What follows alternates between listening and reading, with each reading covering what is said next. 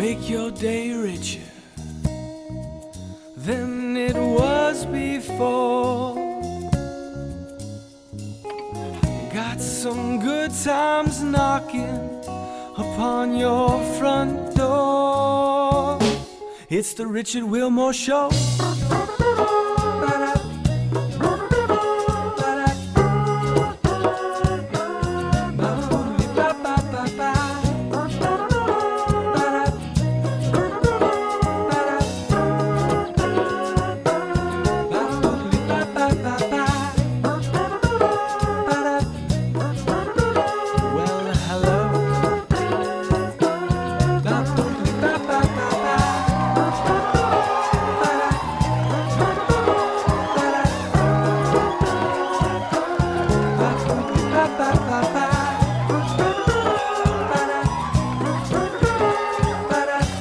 Ladies and gentlemen, Mr. Richard Wilmore.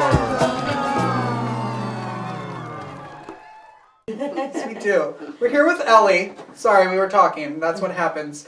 Who is the author of this here book, Back to Yesterday. This is your first book. It is my first book. Your first talk show. My first talk show. How exciting, It's huh? very exciting. This book just came out, right? It came out in September as an ebook, and it just came out last month as a paperback. How fun. Yes, I'm very excited. Can you tell me about it? Yes, it's a new age love story with a twist. It's got hypnosis, out-of-body experiences, past life regression, a love story, of course, with soulmates. And it's the first of three. I have a sequel, so this is book one. Yeah. Are you writing the sequel right now? I'm writing the prequel and the sequel concurrently. So. How? How do you not? I would be so confused. I kind of have the story in my head how I want it told. So I already did the whole outline for book two, but when you're writing, something magical happens and the characters start talking to you in your head, and you can see the story developing so well in book two that you have to write book three at the same time. One's in the past and the other one's in the future, so they're kind of bridged right now. It happened organically, so I'm really excited. How fun. Yeah. Do you have a timeline for that? I want to finish by the end of this year. Okay. Yeah. How long, both of them. Like, how long did this take? How long did that Back to Yesterday take? My first fiction book. It took me about 4 or 5 years and about 10,000 drafts of it. It's changed a lot from when I very first started the book. How did you start writing, or when did you start writing? I started writing like this about 7 years ago when my brother passed away. I was in the hospital with him, and my aunts and uncles started giving me stories about when he was little. He was very mischievous. He's a deaf and mute it was a little boy. And so it was really a very healing thing that happened because he did pass. But right before the day that we took him off life support, I had a dream about him. And so that's what got me started in writing. I decided I wanted to write something special in his honor. And then I wrote it, but it's really hard to sell children's books. And so I'm like, well, I had this story, which is, of course, like all first books are semi-autographical. And so that's how I started. I started writing this, and then I know when I was about 8 or 9 years old, I used to write poetry, like, here comes the sun, let's have some fun. That's better than what I would do, so. But when I told my dad, I went and had dinner with him one day, and I told him that I wanted to write some books for my brother.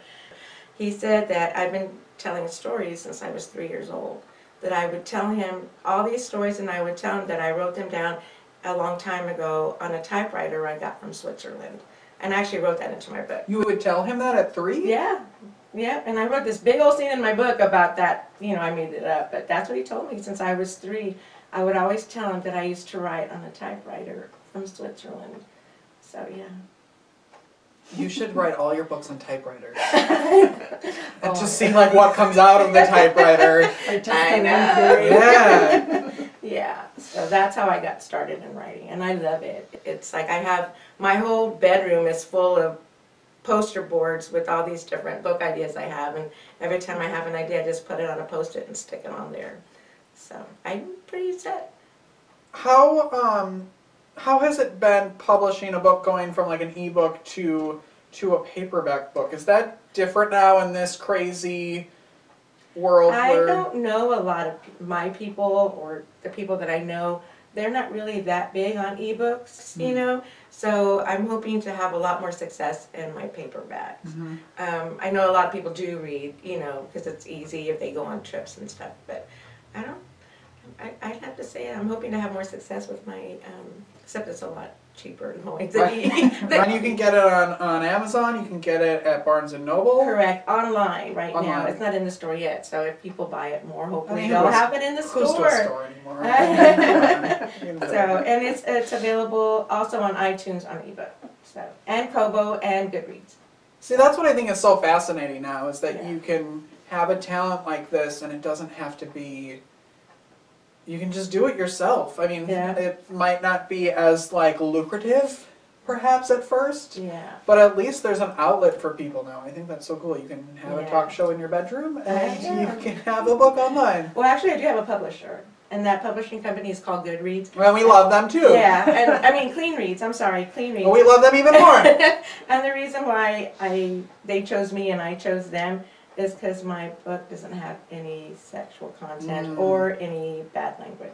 So that's really important to me, and it was really important to them. So I think I had like 3 or 4 like hells and damns, and they asked me to take them out. Really? So they asked you to take? Wow. Yeah, and I did, because that was fine. I just did it, you know, there was no reason for it. It was just, you know. So they're easily interchangeable words, I suppose. I mean, they give you a list too, so. And I love them. I mean, it's for people who like to write the way I like to write. Just, you know, our logo, it's a good story and no guilt. So, yeah. I like that. Clean Reads, yay! That's going to be the title of this episode. I'm going to Oh. steal it. Is that okay? Yes, Can I do that? If absolutely. that's a tagline, is that trademarked? Am I going to get sued? I don't know.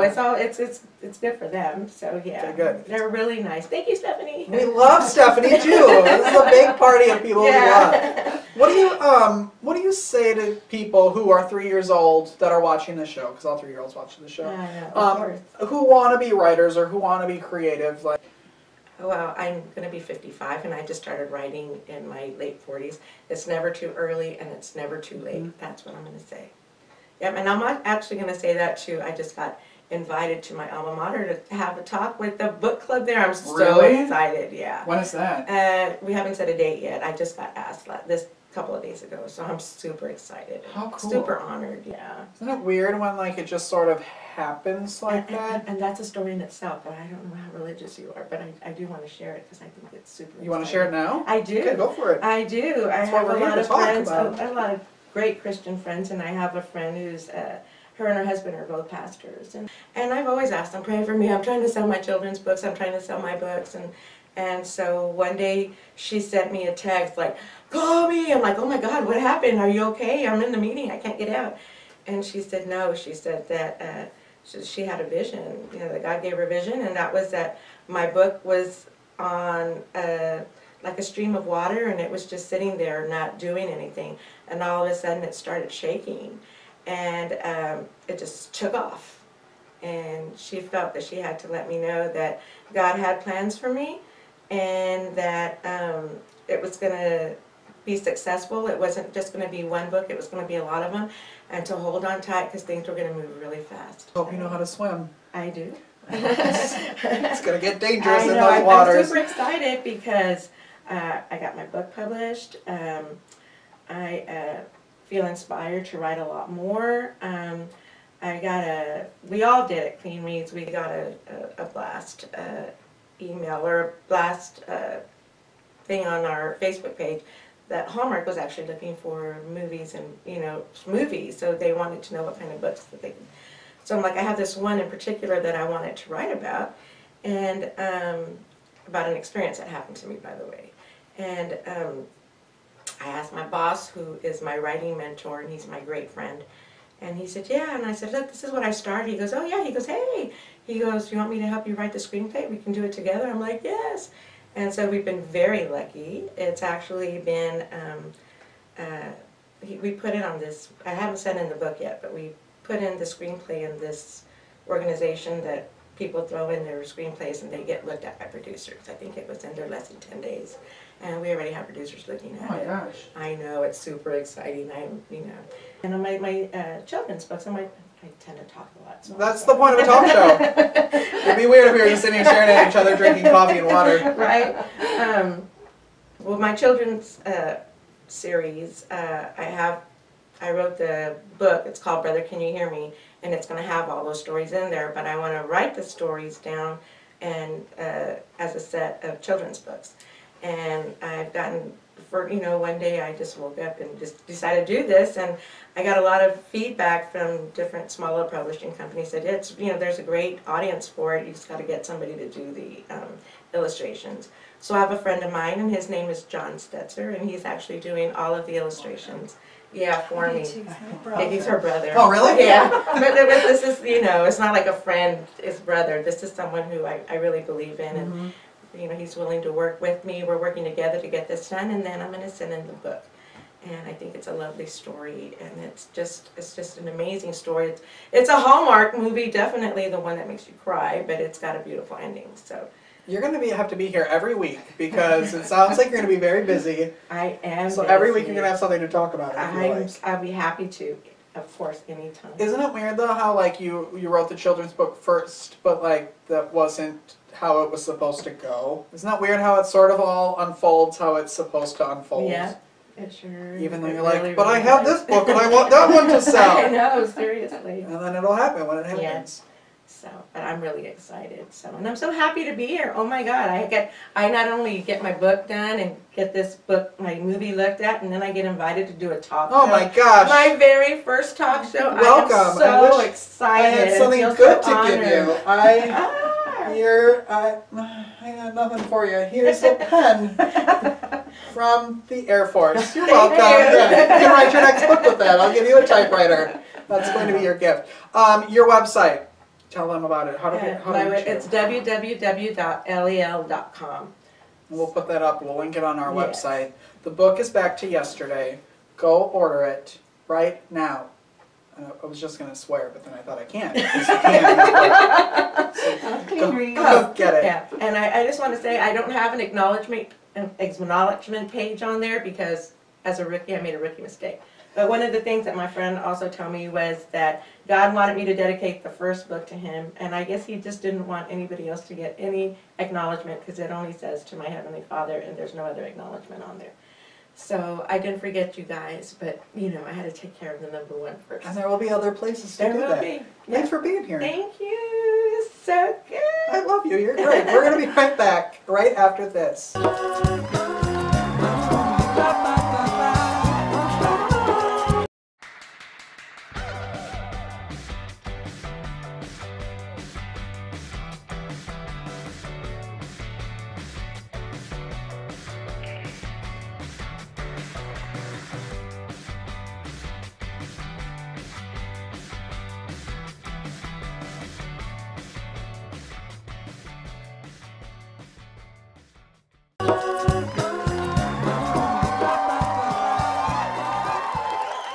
I'm here with, I don't even know where I'm going to look, I'm here with Ken from the Vexler Theater. Thanks for having me. Welcome. I'm very excited to see this today. How did you come up with this concept? Well, we were deciding that it was time to do a classical piece. We try to do as much variety as possible. I've always wanted to do Hamlet. I've always been a little intimidated by it and nervous about it, so when it came time to approach the idea, decided, well, let's do it with a little bit of a Vex twist to it. Sometimes we do a little bit of Vex twisting every now and again. I knew first of all, that it was it's a 4-hour piece.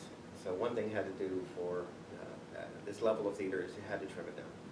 So in the first discussing of taking it from a 2-hour, down to a 2-hour show, okay, what else might be a factor? And I'm a huge fan of steampunk. And once I started getting into all the behind the deep works of doing my job sort of from an artistic director standpoint, learning the show from ins and out, I just started feeling all the kind of hidden behind the what's going on in the mind and the gears turning all the time, and so gears became, well, you know, I'd like to make it accessible to, you know, current audiences. Steampunk, you know, has got a pretty good following, and it just all started to fit together that maybe there's this retro futuristic approach to do. And once I put that idea in my head, it started to, you know, then I would go back and read the script and I went, oh, I see it here and I see it in this part. What's going on in Hamlet's head? And so basically it was the behind, like clockwork. So, yeah. Which steampunk is based on a lot of clockwork and the mechanisms. So it just started to fit. And then we all started getting excited about the whole concept of it would change the look on costumes. It would obviously the whole concept of how we were going to steampunk it. And that's when I thought, well, instead of Elsinore being a castle, what if Elsinore was a gigantic steamship? And it, you know, again, went back to the script, started reading, and I went, okay, I can see this. Is this how your brain works every day? Unfortunately. Yes, it does. Unfortunately. So what can people expect as an audience member when they're coming here? What? I think one of the biggest things I think was felt pretty successful is, when we first met as a cast, I said, it's about a story. There's a story to tell here. I want it engaging, get the audience hooked right in and keep going. Sometimes people are intimidated by Shakespeare. Some of the language is overwhelming to them. Lots of audiences I don't understand it. So I thought, let's just focus on a streamlined, get in, tell the story of what's going on, specifically with the family. And Hamlet's father's death and all the plots that lay out within. So I think one thing for audiences to expect is the streamlined version. I mean, it still is a 2.5-hour production. But I think the steampunk element and the airship element adds just another little flavor to it. We don't lose the story. It's all about the story. It's all about Hamlet. If you get lost and you don't know what's happening, just look at the set, because this set is amazing. When does it run through? We run through March 4th, okay. Which is a Sunday, and we have a matinee that day and an evening performance that day. So it's a double feature that for us. So get your tickets. Yeah, and it's doing really well for Shakespeare. I'm so excited. We were sold out last night. We are sold out for today's performance. So is it tough to do Shakespeare, like to get audiences? Because are people afraid of that? I would say on the whole, yes. On the whole, yes. But the second part of that is not every theater in town is known for like doing certain type of works. So Shakespeare fans, the Vex is not going to be doing a whole lot of classics, so we don't even have that as our core. So this is a little bit of a surprise for our audiences. So when you ask me if it's hard to do, I say yes, in a way that just not used to it. And all of a sudden, bam, there's a Shakespeare a piece happening at the Vex. So getting that word out. And a different kind of Shakespeare. And then we've twisted it a little bit. Of course, of course. What else is happening in 2018 here? We will follow up this show. Our next production is Still Magnolias. So we'll go from this heavy tragedy into a little bit of lighter flavor with Still Magnolias. And everybody loves that piece, so that'll be a lot of fun. That'd be great. Thanks for hanging out. Thanks bet. for having me. I'm excited. We should put goggles and mask on. Damn it. I'll just sit in the audience today and do that. And Oh, good. You're going to watch the show. I am. I'm staying to watch. Yay. Yes, I am. I'm excited. Come, sir. Come, my lord.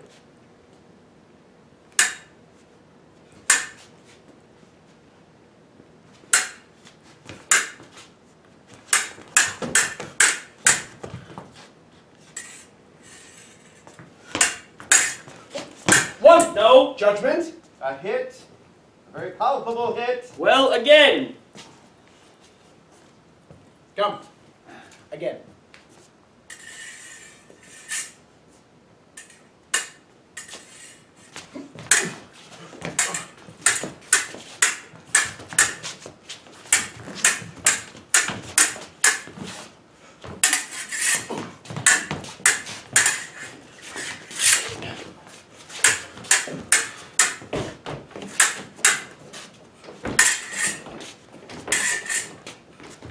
Another hit. What say you?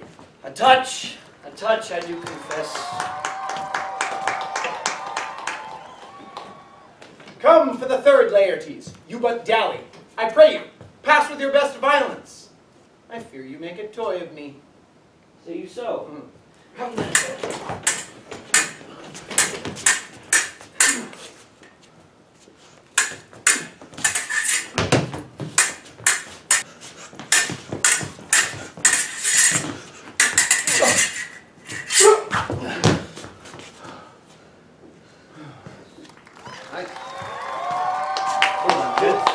Awesome! Now teach me how to do it. I wish. Is that your first time kind of doing something like that? We can go, there's a camera somewhere. Oh, cool, cool, cool. Yeah. It's like Undercover Boss. You don't know what's happening. Yeah. Well, you know, I in the MFA program at Brooklyn College, we did a good amount of sword training in our stage combat classes, and so we used foils, we used sabers. You know, I think most of the shows I've been in have been more of a swashbuckling type saber fight. Mm-hmm. So this was a nice adjustment and a great learning experience, and it's been a lot of fun. And he's awesome at it, so it makes it easy. It's a workout because you're both exhausted. Oh yeah. Like it isn't. It's tough, right? There's a line in there that says, "Oh, Hamlet's out of breath," and there's no acting involved. I'm actually just out of breath. Oh, wait a minute, guys. Do you want to introduce yourselves and tell them what you play in the show? Cool. I'm John Stillwagon. I play Hamlet. It's over there. It's somewhere. It doesn't matter. Yeah, I'm Jordan Heitkamp. I play Laertes. And we're in the final week, right? Yep. How's it been? Great. Yeah. Excellent. Really awesome. How long have you both been actors here in San Antonio? I have been in San Antonio for 5 years. I worked during the day as a full-time actor for Magic Theater. Oh, cool. And that's what brought me down here in the first place. I'm from New York originally, and but yeah, I've been here 5 years. This is my first show here in San Antonio, in Texas. Did you just move here? A couple years ago, Okay. I spent a majority of my life in Pennsylvania doing theater in college and community theater, etc. Do you like it here? Yeah.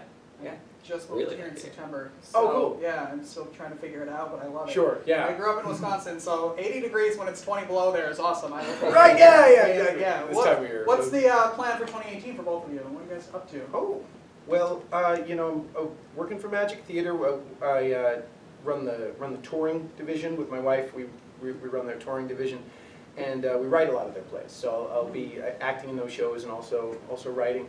But yeah, that's most of the plan for 2018. Yeah. I have a friend that's doing an independent feature film, and I'm acting in that. That goes up in May, and then I'm working on starting my own. Talk about that. Yeah, absolutely. Absolutely. Working on starting my own cinematography business. Oh, cool. Yeah, videography. Well, Hamlet, go see it. You have one more week. This is the final week. Mm.